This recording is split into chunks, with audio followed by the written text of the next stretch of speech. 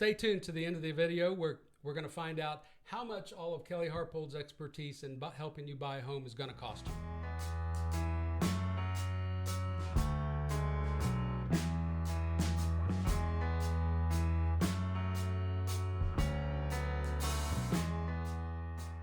Hi, welcome back to the Real Estate Expert Panel. My name is Robert Goodspeed with Goodspeed Inspection Services. And I'm Kelly Harpold with Keller Williams Realty in the Woodlands. Well, thanks for joining us today, Kelly. Tell us about what a buyer can expect and a first-time buyer can expect going through the process of buying a new home. It's my experience that first-time home buyers know nothing about the process. Okay. And I think one of the most important steps, beginning steps, is to find a good realtor. And I recommend talking to friends and family that have used realtors that specialize in the area that you're searching. Absolutely. Referral is probably the best way to find a realtor, if you ask me. I mean, checking their qualifications and experience and all that, but a referral tells so much about a realtor and a home inspector, for that matter, if they've had a good experience and they've met all your expectations, that sort of thing. Right, I agree, and you can take it further by actually getting on the Texas Real Estate Commission website and check to see if that individual has had any infractions against them, and if not, then that's definitely a good sign. So the Texas Real Estate Commission, that's the legal body that governs realtors and home inspectors. Correct. Okay. All right. Great. Yeah. So what's the first step after you find a realtor, and then I guess what happens next? I think almost simultaneously you're going to want to hook up with a good mortgage lender if you're financing. And your realtor can be a good resource for connecting you with someone. I think it's important that the realtor knows the lender, because a lender can make or break a deal. There are so many steps to the process that you're going to want to make sure you have a good lender as well. So the lender is the person who's going to figure out how much house they can afford, or correct, their credit and all those things. Correct. And what they will provide you with is a pre-approval, which is necessary once you do find a home. All homeowners want to know that you are qualified to purchase that home, and they're going to want to see a pre-approval letter. So the people that are selling the home, they want some assurances that the buyer has money, more or less, or is approved to buy the home. Correct. Because once you go under contract, you're taking that home off the market for 30 to 45 days. If for some reason your buyer, as the seller, your buyer is not qualified and you find that out 2-3 weeks into the process, you've lost time on the market. I see.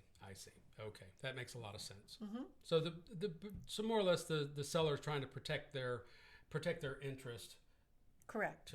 Okay, great. So yeah. So you've found a lender, you've been pre-approved, and at this point you've also been talking to them and discussing what they're looking for? Right. Okay. Right. For instance, I always ask the criteria, which would include where you're looking, what size home you want, pool or not, etc. Right. So all their needs, more or less all their needs and wants. Correct. Correct. And then you start the search. And then once you find a home that you like, then your realtor will write an offer, you go through negotiations, and you execute the contract. Okay, so in the process of looking for the home, don't a lot of buyers just find their homes on their own? I mean, without a realtor? Right. I mean, the internet, right? I mean, everything's on the internet, right? So yeah, it's funny that you mentioned that, because yes, a lot of times they will have done searches and spent a lot of time searching, and then we'll connect with the realtor. In my opinion, it's more advantageous to hook up with the realtor right away. Okay. He or she may know things about a certain home or area that you don't know. Sure. Oh, sure. So that's why I recommend just connecting with the realtor. Start with the realtor first, even if you know what you want, and then work with your realtor to really go out and find that home. Yes. All right. And then so what's next? So then after you're under contract, we go into option pending. And in our area, we write those for 7 to 10 days. Typically, it'll be for $100 to $200, sometimes higher, depending on the So what do you demand mean? in the market. What's the 100, 200? What's the? A buyer will pay the seller a monetary value for the right to cancel the contract without question. So that's the option period. So this is money that the buyer pays to the seller Yes, for 7 or 10 days to do their due diligence or to decide if they really want to buy this house or do inspections and all of that. correct. Okay. All right. Yeah, so now might be a good time for you to talk about what goes into the inspection process, and your realtor can help with that as well. Sure. Can provide you with recommendations of at least with at least three inspectors. Hopefully Robert Goodspeed, Robert Correct. Goodspeed. Okay. Yes. Yeah. And again, those are things that you can check out on the Texas Real Estate Commission website. Right. Absolutely. Well, so working with first-time buyers as a home inspector, for me, I enjoy it because they're, like you said before, they don't know a whole lot. So it's I get to teach them. I get to mold them and explain to them at a home inspection. I love for my buyers, especially first-time buyers, to be there for the inspection. Because if they're there for the inspection, then I can walk them around. I can teach them about the home. Not only find all the defects and explain to them if it's a big deal or a small deal, or if it's a do-it-yourself, or if it's a professional repair, that sort of thing. But to explain to them how the house actually works. What Right. what to be watching for. What yearly maintenance, that sort of thing. And so no house is perfect. Right, so there's no such thing as a perfect house. So we're there to write down every bad thing we can find, all the defects that we can find, and if they're there, we can discuss it with them a little better, and it doesn't look quite as bad on paper, right? Because these reports are kind of ugly, right? I mean, report by defect. Mm-hmm. So I think it's a great thing for buyers to be there for the entire inspection if they can. I think also it's not a good thing if your inspector doesn't find anything.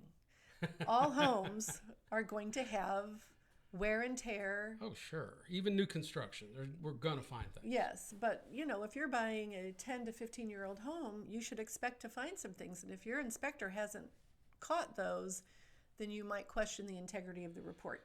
And it's not to say that finding those things is a reason to back out of a contract. Sometimes that might be the case depending on the severity of the situation, but we look at it as another opportunity to negotiate. Sure, absolutely. Yeah, so we're, we don't want to just find things to be finding things, right? Right. I mean, they need to be valid things. And very few, I cannot think of any homes that we would ever look at that we're not going to find something that needs to be addressed to some extent. I did just an inspection yesterday on a 26-month-old Trendmaker, and found very little, but the things that I did find were fairly important, not earth-shattering, right? But still enough to be taken care of. So even new construction, especially new construction, definitely need to be inspected. Yeah, I agree. I think it's important also to point out during the option period, this is a time for you to do other due diligence, as you mentioned previously. Call your insurance company. Oh. Find out the insurability of the home. They'll run a clue report to find out if there's been any break-ins. Okay. Can you tell us what a clue report is real quick? Yeah, they'll search the property to find out if there have been any claims.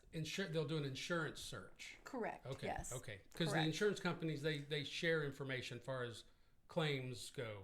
I believe so. Yeah, more or less. Believe so. Kind of, sort of. But you'd know if the house would have been flooded before, maybe at least by an insurance claim, if there'd been a flood claim or a hail claim on a roof and that sort of thing. Correct. Okay. It's just valuable knowledge to have. It's time to get a quote from your insurance company as far as how much your insurance will cost, and if flood insurance is required. I try to research that in the beginning once we decide we're going to make an offer on a property. Okay. But I would say the insurance agent is the final say as to whether or not that home is ever flooded. Right. And if insurance is required. Well, seller's disclosure too. Oh, absolutely. But again, the insurance company or insurance agent will be able to tell you if there's ever been any claims, and 100% if flood insurance is required. Right, that's done by them. So since I mentioned it, so what is this, the seller's disclosure? That is a document that the homeowner is required to fill out if they've occupied the home, and it's a 3 or 4 page checklist of things that the home does or doesn't have, including things that may have happened to it, such as leaks, rising water, damage to termites, damage to components to the home. Okay. Any known defects? Correct. Yeah. So now that the option period is over and you've done your inspections and all the negotiation is done with the inspection, I guess, or repairs, then what's the next step? Then the status of the contract and the property goes into pending. This is a rather quiet time during the process. During this time, the lender is continuing to work on the loan, gathering documents from the buyer. It is extremely important that the buyer gets to the lender anything that he's requested in a very timely manner. And this is the time when the buyer should be going out and buying all new furniture for the house, right? No. No. Okay. I believe every lender will tell you you really can't purchase things during this time because it will affect your ratios. I've heard of contracts being, or houses being lost because of that. Yes, correct. Yeah. It's not a time to purchase unless it's insurance. Nobody should be checking their credit right now. I mean, correct. Or having credit checks and that sort of thing. No new cars. No new. The lender is fine-tuning the process at this point, and in the contract is written something that's called, the form we use is third-party financing addendum, and it accounts for the number of days that the lender has to get the credit approval. And typically it's 21 days in a very competitive market, a seller's market. It's probably going to be closer to 15 days. Okay. And this is another reason why it's important to be with a good lender, because if you're in a competitive market, that may make the difference between you getting a home or not. If your seller has to wait 21 days for you to get a credit approval and another buyer is offering 15 days. Or shows up with cash. Correct. So right. You want to make sure all those things are as tight as can be. Okay. So up until the time of your lender's approval for you to, your credit approval for you to buy the home, you can terminate the contract and not lose your earnest money. Say that again.